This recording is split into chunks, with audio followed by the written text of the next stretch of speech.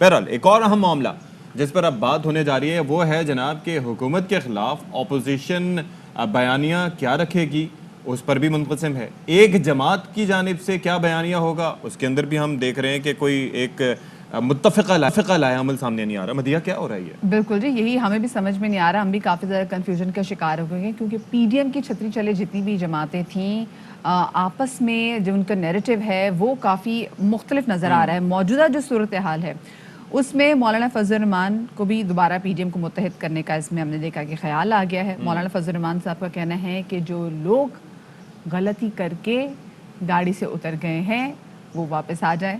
ہم نے تو کوئی سخت بات نہیں کی تھی، کیا کہا تھا آپ کو سنواتے ہیں۔ جو دوست غلطی کر کے گاڑی سے اترے ہیں قدردانی کر لینی چاہیے۔ ہم نے تو کوئی سخت رویہ نہیں اختیار کیا، بالکل بھی نہیں چاہتے اپوزیشن کے ساتھیوں کو تنقید کا نشانہ بنائے۔ ہمارا ہدف ایک ناجائز حکومت ہے، 5 دن میں گرے یا 5 سال میں۔ ہماری جدوجہد اس تسلسل کے ساتھ ان کے خلاف رہے گی، تاریخ اس پر کراس کا نشان لگائے گی۔ اچھا، بلاول بھٹو صاحب نے کہا ہے کہ پی ڈی ایم جو ہے ہم نے گپ شپ کے لیے نہیں بنائی تھی، عدم اعتماد نہیں لانی، مارچ نہیں کرنا تھا، تو پھر اتحاد کا کیا فائدہ؟ بالکل جی، اور پی ڈی ایم کو پتہ نہیں کہ حملہ کہاں کرنا ہے اور کب کرنا ہے۔ پی ڈی ایم میں واپسی کی خواہش کا اظہار کبھی نہیں کیا، بار بار کیوں پوچھا جا رہا ہے؟ ہم نے کوئی خواہش اظہار کیا ہم کہیں واپس جانا چاہتے ہیں تو کیوں پھر یہ بار بار ہم سے پوچھا جاتا ہے کہ ہم کب واپس جائیں گے؟ اگر ہم نہ لانگ مارچ کریں گے، نہ پارلیمان میں ہم عدم اعتماد لے کر آئیں گے، نہ ہم بزدار صاحب کو تنگ کریں گے، نہ ہم عمران خان صاحب کو تنگ کریں گے، تو آپس میں گپ کرنے کے لیے تو ہم نے پی ڈی ایم نہیں بنایا تھا۔ جب تک ان کا کنفیوژن چلے گا، جب تک ان کو پتہ نہیں ہوگا کہ کرنا کیا ہے، حملہ کہاں کرنا ہے، کب کرنا ہے، تو تب تک وہ آپس میں بیٹھتے رہے، بات کرتے رہے۔ جب تک ان پوائنٹس پہ واپس نہیں آتے ہیں تب تک پاکستان پیپلز پارٹی کلیئر ہے، ہمارا نظریہ کلیئر ہے، ہمارا اسٹریٹجی کلیئر ہے، اور ہم اب اپنا اسٹریٹجی پہ چلتا رہیں گے۔ نون لیگ کا بھی موقف سامنے آیا ہے۔ رانا ثناء اللہ کہتے ہیں کہ پی ڈی ایم کے پلیٹ فارم سے لانگ مارچ کے بعد پوری اپوزیشن ایک ساتھ استعفے دے دیتی تو پورا کٹ پتلی نظام منہ کے بل گر جاتا۔ لانگ مارچ جو ہے وہ بھرپور طریقے سے کیا جاتا، اس کے بعد تقسیم اپوزیشن نہیں، پوری اپوزیشن اگر استعفے دیتی تو آج یہ کٹ پتلی نظام جو ہے، یہ جعلی حکومت جو ہے وہ اپنے منہ کے بل گر چکی ہوتی۔ اگر ایسا نہیں ہوا تو اس وجہ سے نہیں ہوا کہ استعفوں کے آپشن کو متنازع کیا گیا، تقسیم کا عنصر جو ہے وہ ابھارا گیا۔ ہمیں سب کچھ معلوم ہے، لیکن ہم اپنا رخ جو ہے وہ پی ٹی آئی کی اس جعلی حکومت کی طرف رکھنا چاہتے ہیں۔ پیپلز پارٹی یا کوئی بھی دوسری اپوزیشن جماعت ہمارا ہدف نہیں ہے۔ دوسری جانب وزیر اعظم عمران خان یہ کہتے ہیں کہ اپوزیشن کہتی تھی کہ حکومت آج گری یا کل گری، اب ان کی فکر ہے کہ ایک دوسرے کے ساتھ رہیں گے یا نہیں رہیں گے۔ وزیر اعظم عمران خان نے زیارت میں خطاب کرتے ہوئے کہا کہ مولاناؤں کی عزت کرتا ہوں مگر اس شخص کا نام نہیں لوں گا، وہ شخص عزت کے قابل نہیں ہے۔ ہمارے جو مخالف ہیں انہوں نے پہلے سے شور مچا دیا کہ حکومت فیل ہو گئی، وہ چاہتے تھے کہ فیل ہو جائے۔ یہ حکومت اگر کامیاب ہو جاتی، اس معاشی بحران سے پاکستان کو نکال لیتی، تو ان کی سیاسی دکانیں بند ہو جانی تھی۔ ساری قوم کو 2-2.5 سال انہوں نے کہا تباہ ہو گیا پاکستان، معیشت تباہ ہو گئی، جو گروتھ ریٹ پچھلے سال تو وہ 0.5 پہ اوپر آ رہی تھی اور واقعی بڑا برا حال تھا۔ تو جب گروتھ ریٹ تقریباً 4% فگر جب پبلک ہوئے تو وہ ساری اپوزیشن کہہ رہی ہے کہ یہ فگر ٹھیک نہیں ہے، تو وہ آج بڑے مشکل میں پڑے ہوئے ہیں۔ مجھے ترس بھی آتا ہے کئی دفعہ ان کے اوپر، تو مجھے تو اب ان کی فگر پڑ گئی کہ یہ اب ساتھ رہ جائیں گے یا نہیں رہیں گے۔ اور اسی پر بات کرنے کے لیے ہمارے ساتھ اس وقت براہ راست موجود ہیں سینئر تجزیہ کار مظہر عباس صاحب۔ السلام علیکم مظہر عباس صاحب، and a very good morning sir. جی وعلیکم السلام، آپ دونوں کو بہت بہت۔ سر ذرا فرمائیے گا کہ اس وقت باڈی لینگویج بڑی میٹر کرتی ہے، بیانات بڑے میٹر کرتے ہیں، لیکن اس وقت جو بیان سامنے آ رہے ہیں، کیا آپ کو یہ لگ رہا ہے کہ اس وقت پی ڈی ایم تھوڑا سا ویک پوزیشن میں دکھائی دے رہی ہے اور پیپلز پارٹی وغیرہ مضبوط پوزیشن میں، جس طرح کے ابھی بیانات سامنے آ رہے ہیں؟ بہت بہت شکریہ۔ دیکھیے کٹ پتلی کا تماشا ہے، اس کو انجوائے کیا کریں۔ آپ لوگ خامہ خواہ اس کو سنجیدہ لے لیتے ہیں۔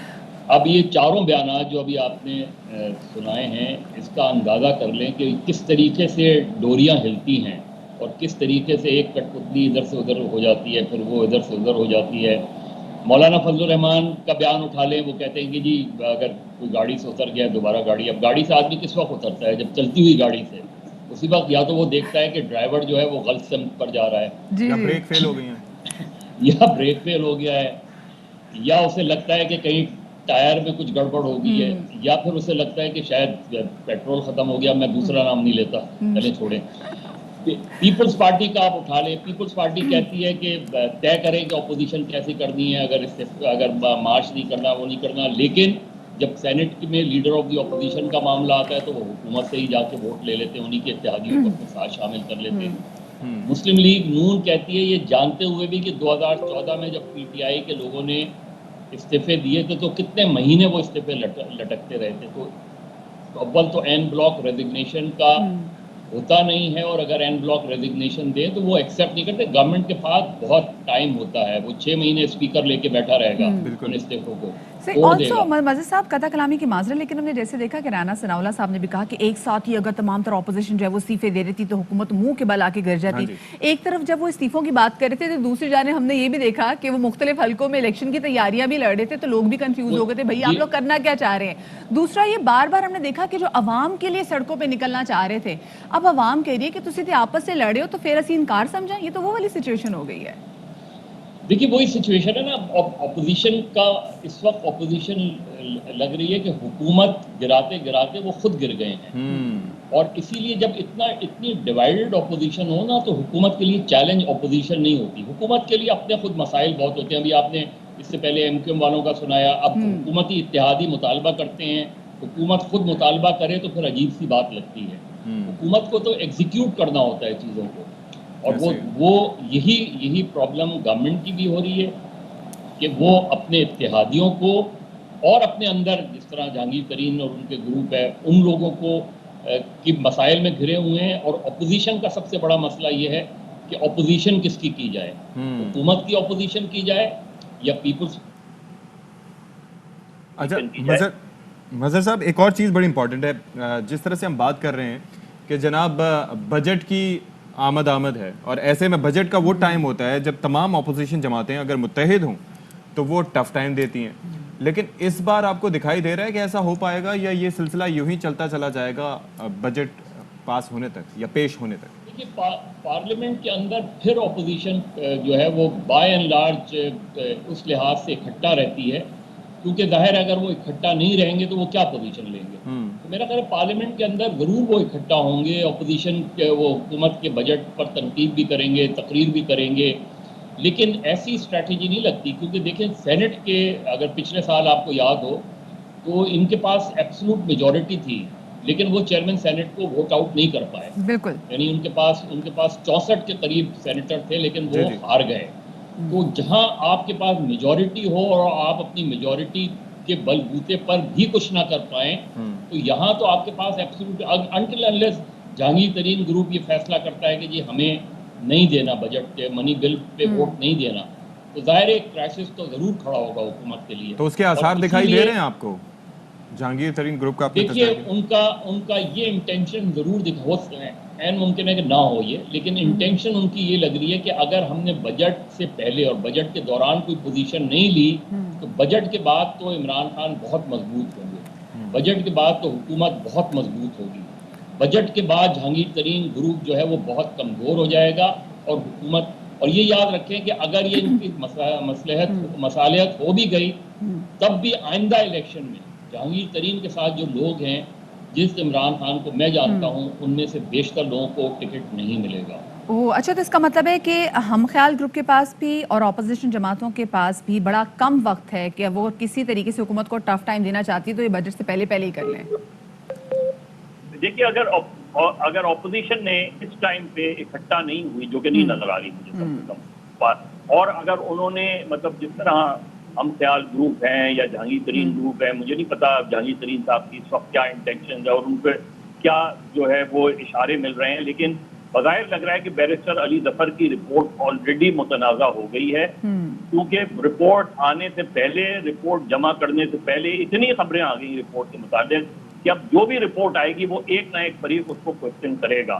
تو اس لیے اب ان کے پاس چوائس صرف یہی ہے کہ یا تو وہ بجٹ پہ کوئی فیصلہ کریں بجٹ سے پہلے، اور یا پھر یہ اس چیز کے لیے تیار ہو جائیں کہ ان کے ساتھ اسی طرح کا احتساب ہونے جا رہا ہے جس طرح کا اپوزیشن کے ساتھ ہوگا.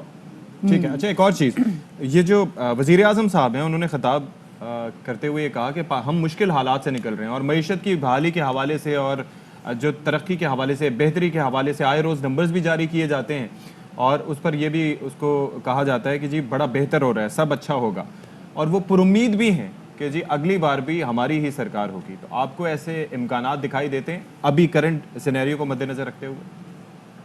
دیکھیے عمران خان جو ہے وہ ایگریسو پولیٹیشین ہے اور وہ ایگریشن پہ بلیو کرتے ہیں. وہ اسی وجہ سے وہ جب بھی ان کی آپ تقاریر سنیں اس میں ایک ایگریشن نظر آتا ہے، اور وہ اپنی اپوزیشن کو جو ہے وہ کوشش کرتے ہیں کہ وہ ڈیفینسو پہ رہے. اسی لیے انہوں نے ابھی 2 سال تو اس الیکشن کو رہ گئے ہیں، تو انہوں نے اگلے الیکشن کی پریڈکشن کر دی.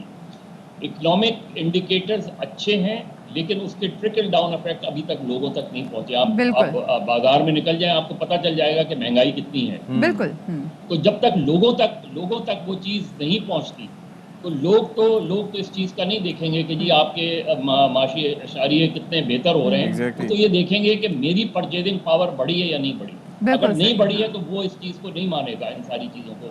وہ پھر اسی بات کو مانے گا کہ مہنگائی اس حکومت سے کنٹرول نہیں ہوگا. جب تک آن گراؤنڈ لوگ نہیں دیکھیں گے کہ لوگ فیسیلیٹیٹ ہو رہے ہیں، تب تک لوگ چاہے ان کو یہ بھی بتا دیں کہ جی ہماری اسٹاک مارکیٹ کتنی زبردست چل رہی ہے، کتنی وہاں پہ تیزی آ رہی ہے، ہماری جی ڈی پی کا جو ہے ہمارے گروتھ ریٹ چاہے 5% بھی چلا جائے لیکن لوگ یہ کہیں گے کہ ہم تک اس کے اثر آتے ہیں. بہت شکریہ جی.